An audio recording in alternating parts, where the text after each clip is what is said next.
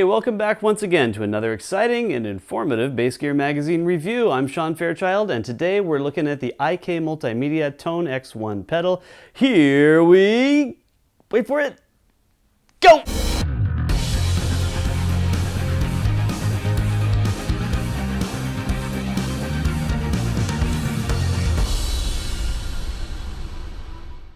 So the ToneX ONE, what is this thing? Well, it's basically an amp and cabinet modeling platform. And in my view, half of the platform is the PC editor or Mac editor. It's basically a way to take your favorite sounds with you on stage with very little muss and fuss. So you get two states in its default function. You get two states of different amp and cab models by pressing the foot switch. There's another mode of operation that allows you to have a third state.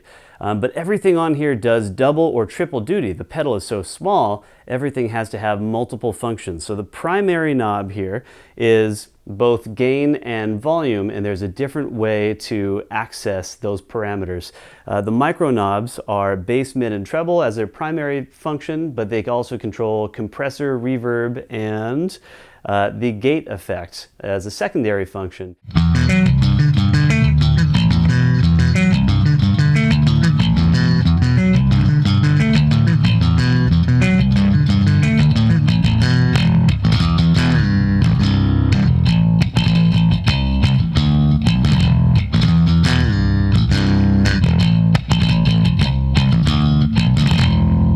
At its core, the ToneX ONE is really all about amps and cabs. That's what it does really well, and that's what it's focused at. There are effects on board, but it's not a multi-effects machine.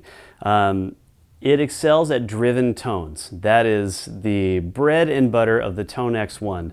That's what it's all about. There are, I think, 260 some models that you have to choose from. You can also create your own models. You can model your own gear, which is super cool. Unfortunately, I haven't had a chance to try that out, but I highly recommend playing around with that and the software. Wonderful for lots of different types of amp and cab sounds. So if you're somebody who plays direct a lot, if you use in-ear monitors, if your group or your act or whatever regularly plays out without the benefit of the filtering that amps and cabs give you, and you enjoy that sort of thing, this could be exactly what you're looking for if you want a very lightweight, small footprint setup to get that same kind of vibe. Now, anytime you're dealing with a product this small, chances are you're going to need to really acquaint yourself well with the computer side of this product, of the platform. So as I said earlier, I feel like the editor, the PC editor, is half of the experience of this type of pedal, and that's not a bad thing at all. In fact, it's a great thing because IK Multimedia, the same folks behind Amplitude and numerous other software platforms that you may have used if you are a recording musician or you're into DAW usage, they're well practiced at it. They've got a streamlined UI, things are good. Of course, with any type of product like this, there's going to be some degree of learning how the company organizes things visually and how to navigate it.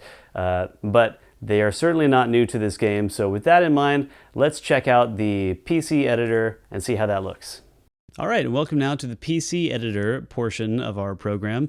I have my ToneX ONE plugged in here. If I hold it right like that, I get kind of a glare, but you can see I've got my ToneX ONE plugged in via USB, and I have the ToneX editor software pulled up. You see the three models that I have. I have my A state, my B state, and then my sort of third state, my disengaged state. It's not really a bypass, but my third state available here with these three sort of cards that are right down here. If I click on each one, you'll see specific settings. So this orange amp, I've got this English Dirt cab. English Dirt is a fun name. I've got this Push HD or Push D Stomp distortion as my B model, and I have this SVT amp right here as sort of my third option. I've been playing around with a bunch of these. I previously just recorded a whole version of this segment with no audio, so these are already kind of random right now. what you're seeing down here are the 20 models that I can have loaded physically on this hardware. There we go, at any one time. Oh, and as I go between these, you might notice the colors of the micro knobs at the top changing. And that tells you what function those little guys are controlling with a certain thing selected.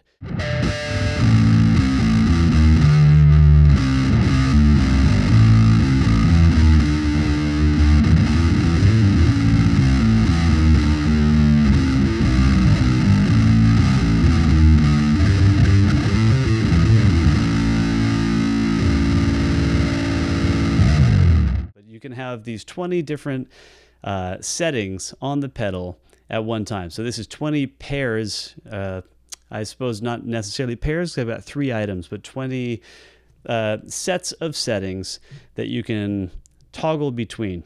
You can see a number of different attributes up here at the top where my cursor is that I can control. So in this case, the amp model is not an amp at all, but actually a pedal.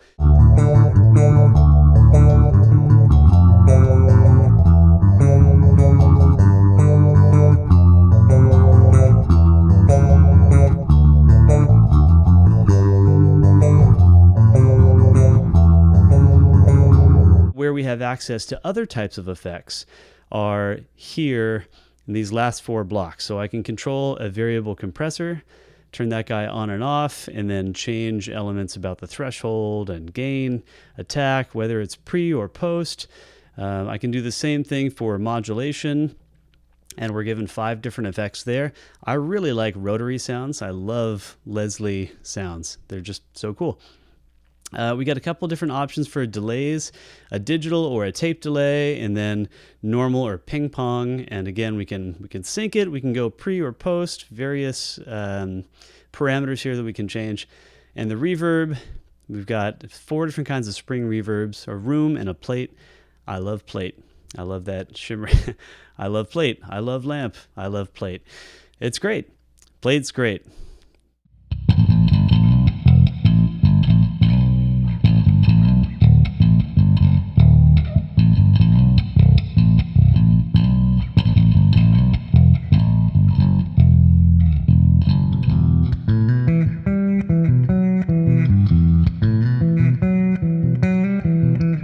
So if I go over to the Librarian, this is where I can drag and drop items from this right side, this right pane here, and I can either drop it into my list of 20 things here and, overwrite a preset, or what I can do is grab something and drag it right up to this A state or the B state or the stomp mode of the pedal.